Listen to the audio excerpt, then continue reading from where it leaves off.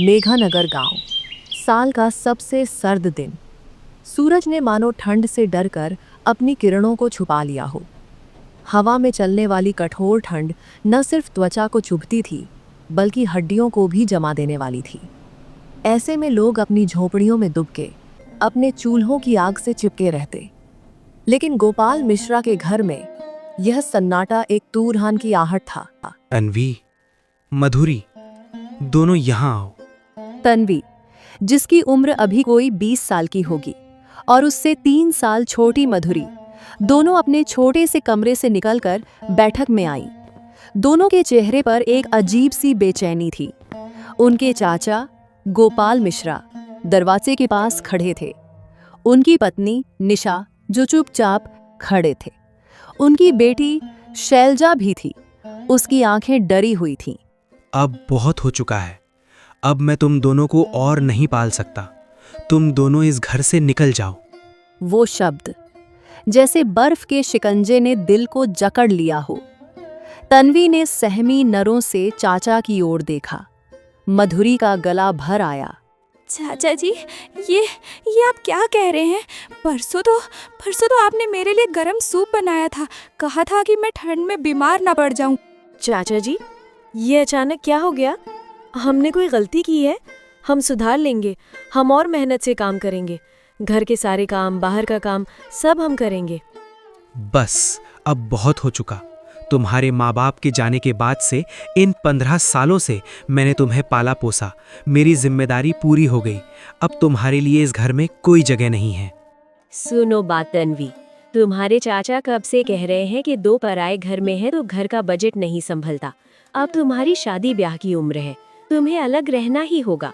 वैसे भी तुम दोनों के नाम पर तुम्हारे पिता की वो टूटी फूटी कोठरी पड़ी है गांव के कोने में, तुम वहीं चली जाओ।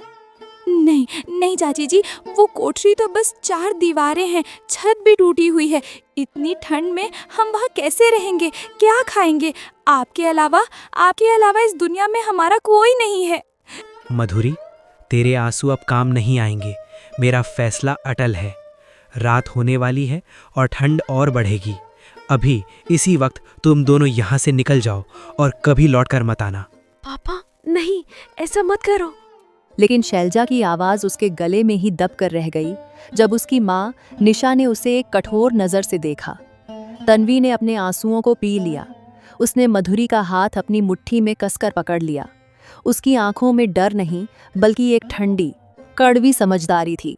चलो मधुरी, हम यहाँ नहीं रुकेंगे। बिना एक और शब्द कहे, बिना पीछे मुड़कर देखे, दोनों बहनें उस कमरे से निकल गईं जिसे वो 15 साल से अपना घर मानती आई थीं। उनके पास जो कपड़े पहने हुए थे, उनके अलावा कुछ नहीं था। कोई भविष्य नहीं। बाहर हवा ने जैसे और तीखा रूप धारण कर लिया था। बर्फ के महीन कण हवा में तैर रहे थे। तन्वी और मधुरी दोनों कंपाती हुई गांव की उस सुनसान सी पगडंडी पर चल पड़ी, जो गांव के बाहरी छोर पर खंडहर हो चुकी कोठरी की ओर जाती थी। दीदी, ये सब क्यों? हमने क्या बुरा किया था? उन्हें हमसे इतनी नफरत क्यों हो गई? हम कहाँ जाएंगे?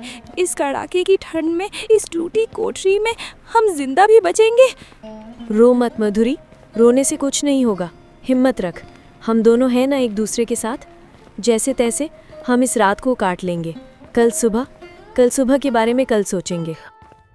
एक टूटी चारपाई थी जिस पर 2 फटे पुराने कंबल पड़े थे। हवा दरारों से सीटी बजाती हुई अंदर आ रही थी। यहाँ तापमान बाहर से भी कम लग रहा था। दीदी, यहाँ हम कैसे रहेंगे? देखो, कंबल भी गीले हैं और भूख, मुझे तो भूख से पेट में आग सी लग रही है। हमने तो दोपहर से कुछ खाया ही नहीं। मुझे भी भूख लगी है मधुरी, लेकिन ऐसा कर, तू यहीं रह। जितना हो सके इन कंबलों में सिमट जा। मैं गांव में किसी से मदद मांगने की कोशिश करती हूँ, शायद कोई रोटी दे दे।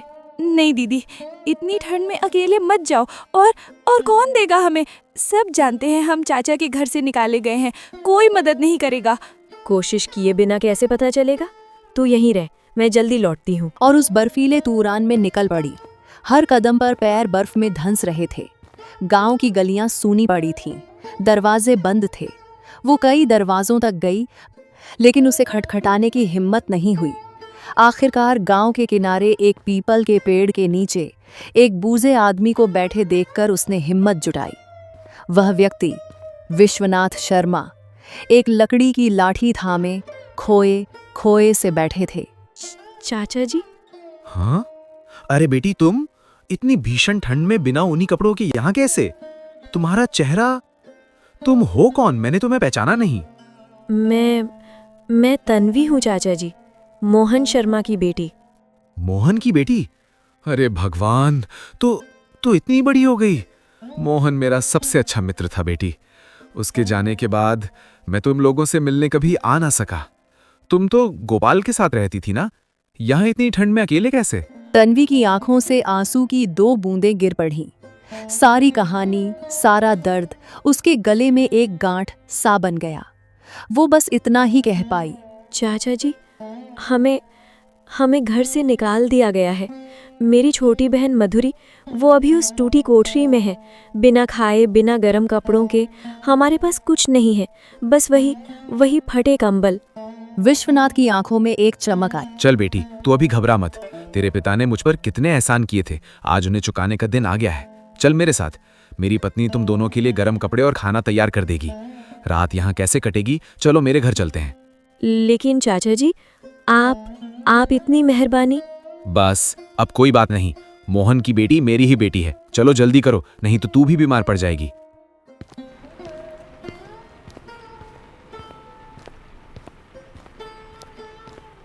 विश्वनाथ के घर पर उनकी पत्नी सुमन देवी के लिए गर्म सूप और रोटी परोसी और मधुरी के लिए भी एक थाल सजा दी। तन्वी ने ठंड से कांपते हुए हाथों से थोड़ा सूप पिया। उस गर्माहट ने न सिर्फ उसके शरीर बल्कि उसके टूटते हुए दिल को भी सहारा दिया। चाची जी, आप लोगों ने हमारी जान बचा ली, वरना आज की रात। बस बेटी, बोलो मत। तुम दोनों यहाँ रहो। कल सुबह हम तुम्हारी कोठरी को भी ठीक करवाएंगे, लेकिन आज रात तुम यहीं रहोगी। थोड़ी देर बाद विश्वनाथ तन्वी के साथ उस कोठरी की ओर चले, जहां मधुरी डर और ठंड से कांप रही थी। मधुरी को देखकर विश्वनाथ का दिल भर। उन्होंने दोनों बहनों को अपने घर ले आए।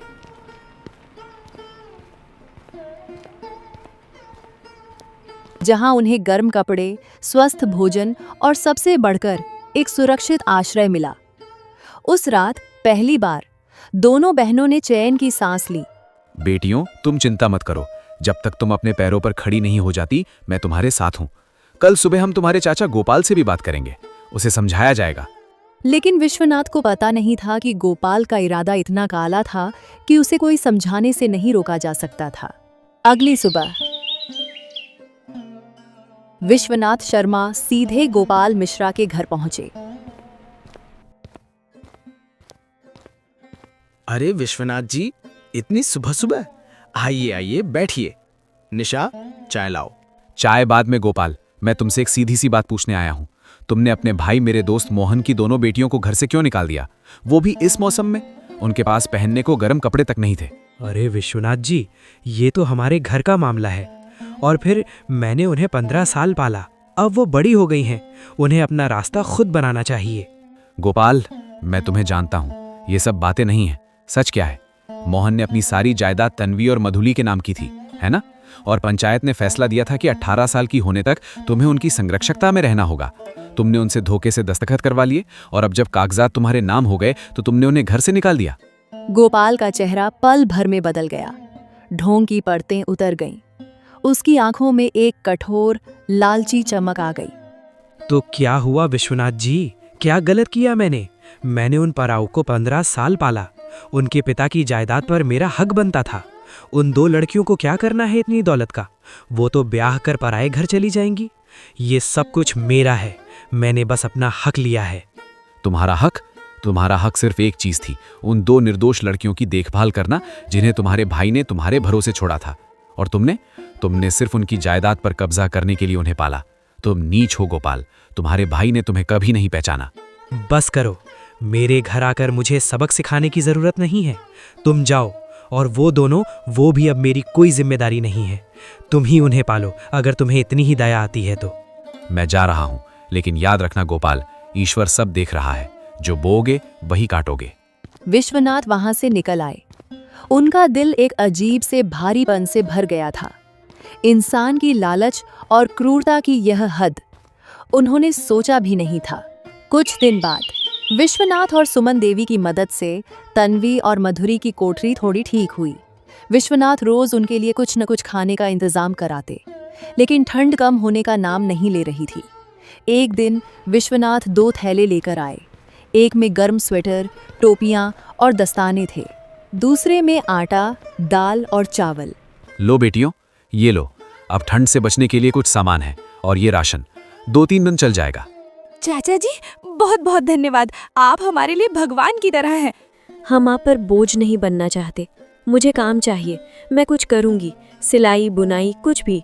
हाँ बेटी, मैं जानता हूँ, मैं कोशिश कर रहा हूँ। गांव में ही शायद कुछ हो जाए, लेकिन उससे पहले तुम दोनों को एक बात जाननी चाहिए। तुम्हारे चाचा ने तुम्हें क्यों निकाला, इसकी असली वजह। विश्वनाथ ने वह सारी बातें विस्तार से बताईं। जायदाद, पंचायत का फैसला, धोखे से दस्तखत और फिर बेरहमी से निकाल देना। तन्वी और मधुरी चुपचाप सुनती रहीं। उनके चेहरे पर दुख नहीं, एक गहरी, सूनी पीड़ा थी, जैसे उनकी आस्था का आखिरी सहारा भी टूट गया हो। तो सब कुछ पैसे के लिए था। 15 साल का प्यार, सारी यादें, सब एक झूठ था। हम सिर्फ एक माध्यम थे उस जायदाद तक पहुंचने का। उन्होंने पापा की यादों का भी अपमान किया। पापा ने उन पर इतना भरोसा किया।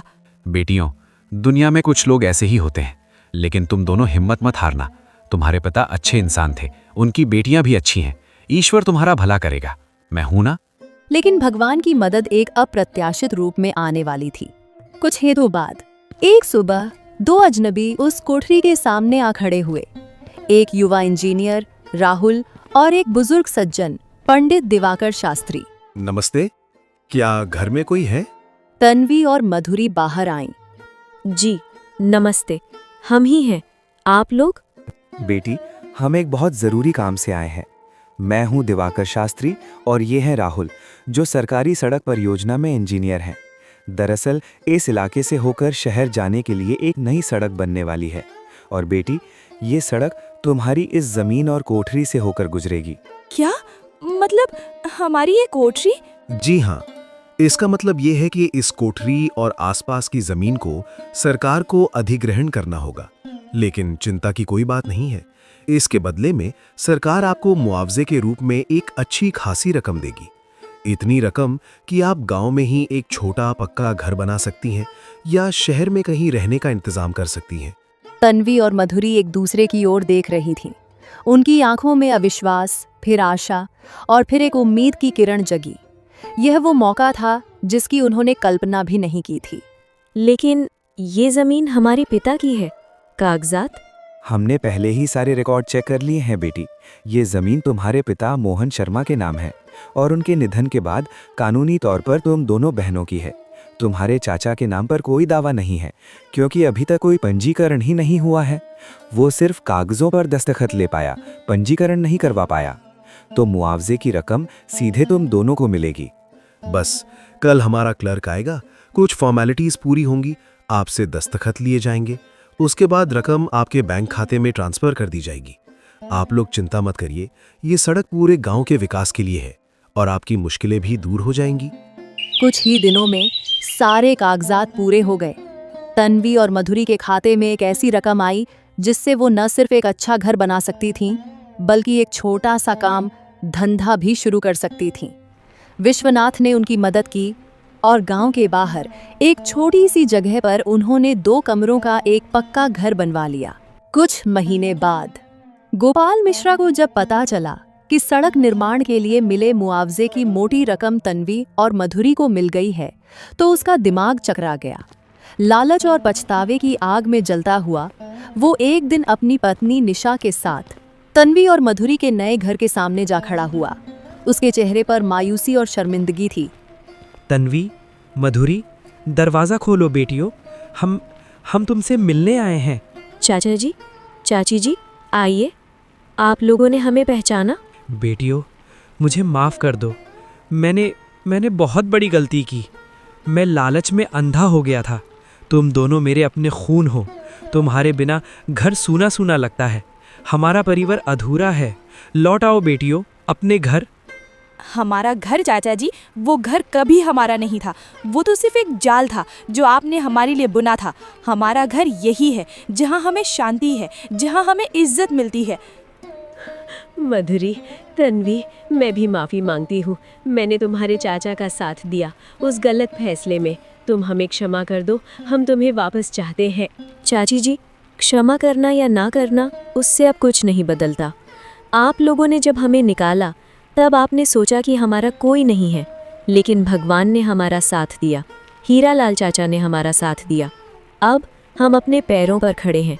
हमें आपकी दया की ज़रूरत नहीं है। गोपाल और निशा समझ गए कि अब कुछ नहीं बचा। वो शर्म से सिर झुकाए वहां से चले गए। तन्वी और मधुरी ने दरवाज़ा बंद किया। उनकी आंखों में आंसू नहीं, एक नई शुरुआत